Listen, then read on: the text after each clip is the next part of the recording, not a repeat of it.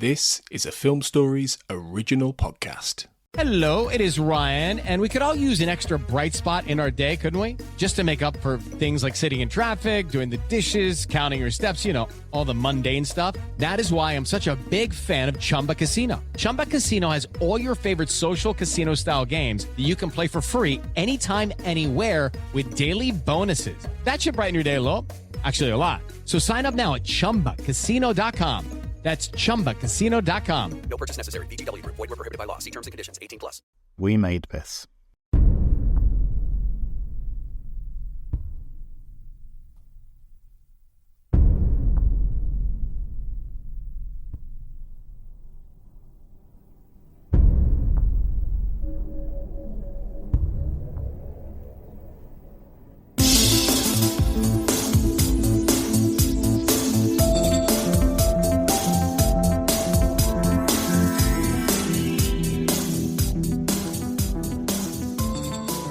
Hello everyone and welcome to the X-Cast. The truth is in here and thank you for joining me. My name is Kurt North and I am going to be guiding you through the next few minutes.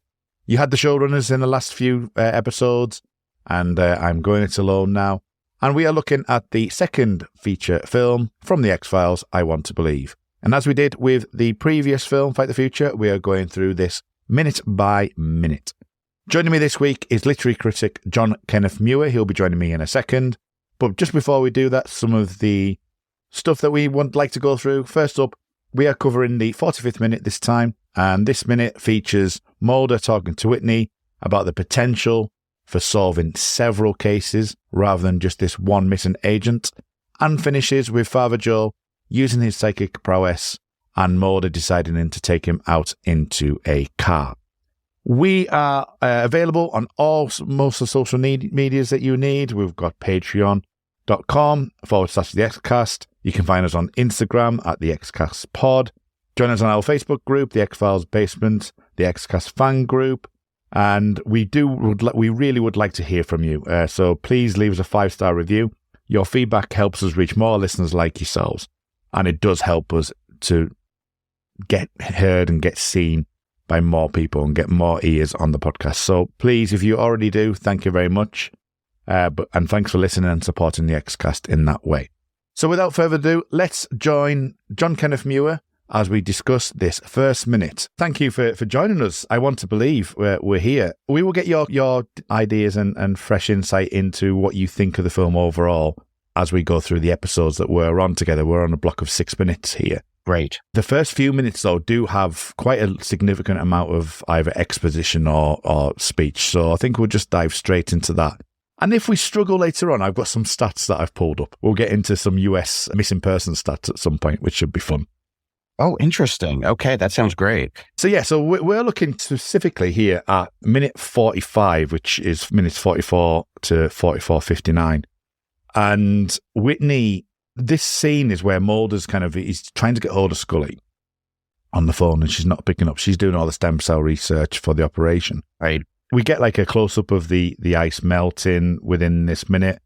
And there's an aspect of Dakota and Whitney talking to Mulder. And Mulder's basically saying, there's a potential for having, solving several murders, several cases here. And Whitney kind of just goes on about finding her agent. And I do find that an interesting character development for Whitney. What do you think to Whitney as a character and what she's doing here? Because she is saying, well, yeah, that's fine, we can solve those murders, but that doesn't help me find that agent. It's an interesting character plot there. Right. So when I first watched I Want to Believe many, many years ago, obviously, I really loved the film, but I didn't feel any particular connection or real interest in these two FBI characters, Whitney and Drummy is his name, I believe. Yeah. I'm very invested in Scully and Mulder, obviously. Watching it again this time, what struck me about her, Whitney, and which I think is so important, is that she ties back to Scully's line early in the film to Mulder when she's trying to convince him to take the case, saying, this could have been us, harking back to when they were young in the FBI dealing with very dangerous cases where they could have been hurt and they had each other. and that was it. And now they were talking about Monica Bannon there. That's who Scully was talking about in that line. But it struck me watching it this time, saying it could have been us, that Whitney is also sort of an avatar for like, that could have been us. That was us. She's sort of at the beginning of the journey where Mulder and Scully were in the series in 1993, what have you, right? Trying to piece this out. And that positions her as another sort of Samantha stand-in for Mulder, right? Yeah. So Mulder, becomes her mentor. And here what we're seeing is him taking on a role he would sometimes take on with Scully early in the series, if you consider her sort of a, Samantha stand-in as well in some ways, that, you're doing it. We've got what we need. This is a serial case. You're solving this. And she's kind of at a loss saying, am I? And what she's holding on to, what's of interest to her, is simply, I have got to save this person's life. And she has that spark in her of dedication like Scully has, but she also has that spark in her like Mulder of like, if this leads me somewhere strange but saves this person's life, I will go to that strange place, to that extreme possibility, right? So I like watching it this time, what I think of Whitney's like, oh my gosh, why didn't I see this earlier? She's young Scully again. She's a stand-in for Samantha. She's somebody else that Mulder sort of wants to save and help, and ultimately, spoiler alert, can't save and help. So that's my thoughts on her, if that makes sense. Yeah, no, it does. I think that the Samantha thing it's been quite interesting. I've been thinking about this actually, strangely enough, the last couple of days when I've been rewatching these minutes, and there's a few blocks that I'm doing and just rewatching them. The question did originally come up in my head about Samantha's mentioned, and in the past I've only ever thought, well, it's a poster on the back of a wall, they've acknowledged it and that's it. But the more I actually think about it, the more it actually comes to fruition of actually, no, there is a bit of an element of that, and something that we might well see in the future, I don't know, but the ever since Closure and Sein und Zeit, that you get, okay, I'm free. But there's an element of like, there's still this element of, I need to, now that I know what's happened to her, I need to like get almost the justice element of it. So I do find it interesting, like you say with Whitney, that there is that kind of connection there. I mean, what you're saying as well, and separate to that, I think she says her head's spinning in this minute. So the fact that she's saying, I don't know what's going on, my head's spinning, she's open to those possibilities. It is obviously the kin to Mulder, and we'll talk about drumming next episode. And particularly with Whitney, but she does have that, willingness to accept it. There is in a few episodes' time, we'll talk about her giving it Father Joe a little bit of a, all right, we've done enough here. But the whole Samantha and Whitney thing is something I've not really like connected the dots until you've just said it. But the Samantha thing is definitely something I've been thinking about more and more post Sein und Zeit, really, and how much that I would have maybe liked seen the X-Files do a little bit more of that, of a little bit more of, we know what's happened to Samantha, but now I'm trying to get justice for her, which is what we don't get as much as I would have liked. It's funny because I do agree with that. I'd like to see more, but watching it this time, I think the presence of Samantha in Mulder's psyche really infuses this film. So we see the poster of her, right? And yeah, we see her as she was, as we remember her from the series, right? That picture. And then a couple scenes later, the actress who played her, now older, walks by Mulder and Scully upon their return to the FBI office. It's that same actress, right? Yeah. And she's older now. And Mulder looks at her, and it's a throwaway moment, but it's so perfect and so elegant. And it's such a grace note in the film. It's like saying Samantha is still here and ever present. I mean, it's not supposed to be Samantha, but visually it is Samantha grown up to us. And like when I first saw it, I thought, oh, they're backtracking Closure because he says he's still looking for Samantha, but she's dead. And then I was, no, oh my gosh, this still is consuming Mulder. She's still a presence in his present, right? Yeah. In his now, that he can't sort of escape, whether it's that poster on the wall in this house he's made with Scully, or it's like she walks by him, a woman who, again, so beautiful, uncommented upon, but reminds him of her. I mean, he just kind of glances at her in this moment. It's a throwaway moment, but it's not a throwaway moment. It's actually this very elegant grace note there that's saying Samantha is in the present and she's part of everything Mulder is doing. So I just love that. I think that's a really great, sort of under-discussed moment. We see it, it's a clever cameo. It's like, there's Sarah Jane Redmond. Here's the actress who played Samantha. But no, it's not. It's like, she's our avatar for Samantha right there in Mulder's present. Well, I'm glad you mentioned Sarah, because she is in this minute for like half a second. So, and any chance I get to talk about Sarah Jane Redmond is great, because obviously the Millennium Illusions. Yeah, what do you think? Bringing in Sarah Jane?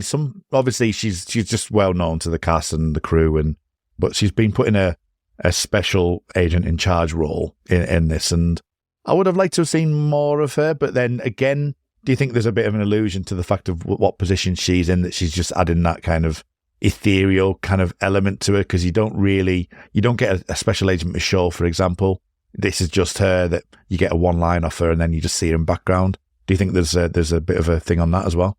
It's so interesting to me, because I one of the reasons that I love Chris Carter and the people Chris Carter works with, I love his storytelling, both visual and written, is I do think he often thinks in terms of symbols, abstract codes, things like instead of giving us, a character like Michelle or something like that, he gives us just this image that resonates with us, and the image says enough. Like the image of grown-up Samantha passing by, it strikes us some way that might not be fully conscious.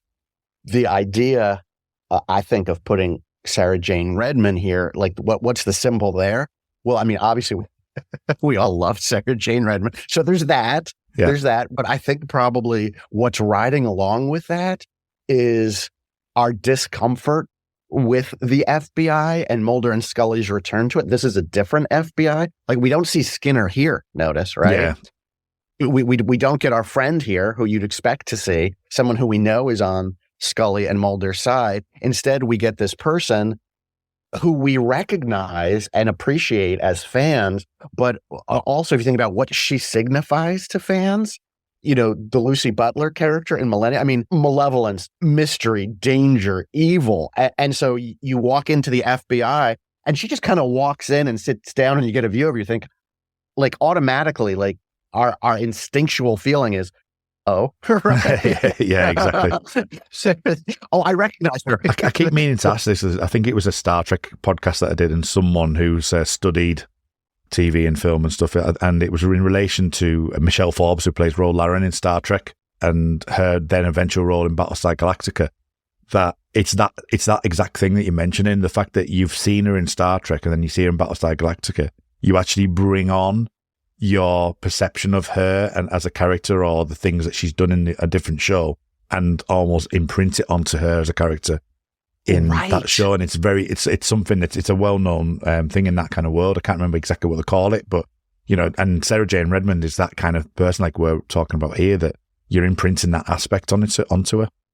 Right. The example I always think of is the 1978 version, which is my favorite, of Invasion of the Body Snatchers. Leonard Nimoy, who we love as Spock and as the emotionless Spock, is playing the psychiatrist in that, who's emotionless, but he's not benevolent like Spock. He's evil. So like we go in imprinting our expectations upon who Leonard Nimoy will be in this film, and it's like the complete opposite. Totally undercuts our expectations, or totally clues us in that we should be aware of something. Yeah. And I think you're exactly right. The Ro Laren, Michelle Forbes thing, the Sarah Jane Redmond thing, again, here, it's just extremely economical, efficient storytelling, abstract, symbolic storytelling that adds something beyond the pure level of the text. There's something going on sort of under the surface beyond what we're reading textually of what's occurring here. Something that's like sort of non-verbally augmenting our understanding of Mulder and Scully's situation, which again, I would have to believe is they're returning to the FBI and it's a place of danger. It's not the place of safety of Walter Skinner. It's a place of danger. And here is this person who we associate with danger. So instead of having to say, oh, these are our enemies, gosh, we're totally on the outs with the FBI, it's like a single image kind of sells all that to us, I think. at least if you know the series and Millennium. And then finally, in this minute itself, Mulder's conversation with Father Joe, because there's an interesting thing here, because I in my previous minutes, I've had most of Father Joe's minutes. So when we're at the compound and the self-policing habitual sex offenders compound, the kind of the stuff that was going on there, that you see Mulder get the kind of, he starts to peacock because he's been so depressed and down and within his unremarkable house that then he starts to feel it, and Scully gets a bit worried, and she'll do that in My Struggles as well, when we get to My Struggle 1 eventually. In this particular moment, in this minute, you see Mulder talking to Father Joe, and he kind of questions him about, like, are you actually seeing these visions? Are you giving them the runaround? And it's almost like you see Mulder weighing him up and finally accepting it and going, right, we need a car. And I find that really interesting that this film is filled with those moments. That's, like you say, it's not necessarily on the page written.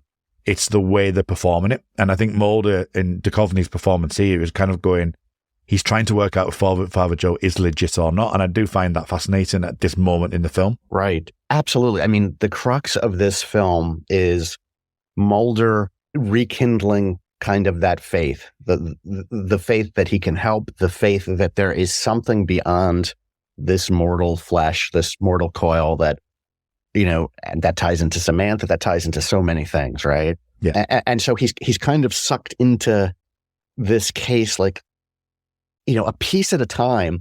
And the person that he has to connect to, again, and I wrote in my review of this back on my blog in 2008, it's like, it was a brave choice, but it was also a real self-destructive choice for I want to believe. I mean, to land all this in somebody like Father Joe, who it's clear wants to be forgiven, but it's also clear he's done horrible things. I mean, and Scully hammers him on that in the film, throughout the, I mean, she's horrible to him and he's done horrible things. And it's like I said in my review, because, we want to, like, we love our dark and angsty heroes, but like, they don't ever really do anything like that we couldn't say is okay, right?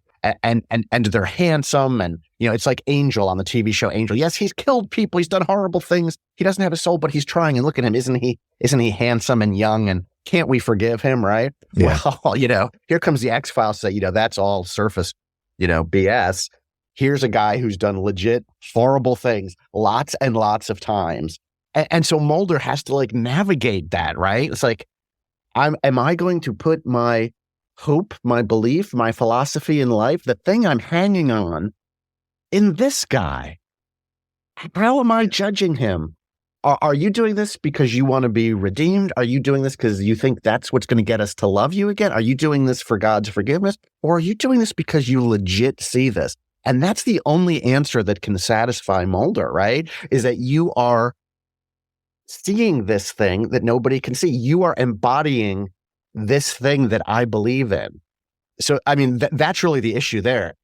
Father Joe, such a controversial figure, so much bad, yet hungering so much to be good. I mean, this was a summer blockbuster, right? Apparently. You don't see issues this weighty in American summer blockbusters. That's why I love the film. It is high-minded, it is abstract.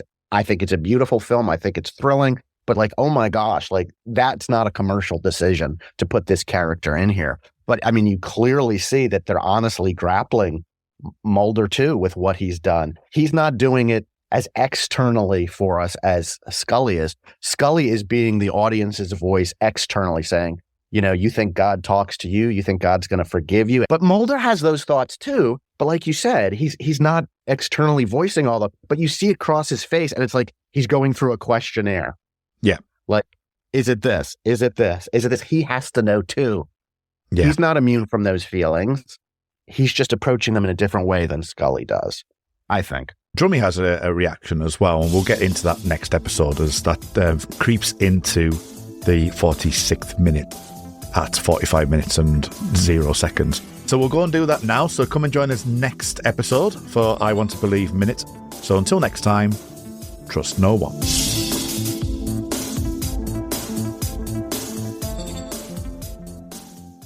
It's time for today's Lucky Land horoscope with Victoria Cash.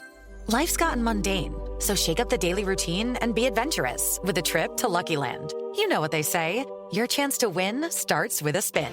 So go to LuckyLandSlots.com to play over 100 social casino-style games for free for your chance to redeem some serious prizes. Get lucky today at LuckyLandSlots.com. Available to players in the U.S., excluding Washington and Michigan. No purchase necessary. VGW Group. Void where prohibited by law. 18+. Terms and conditions apply.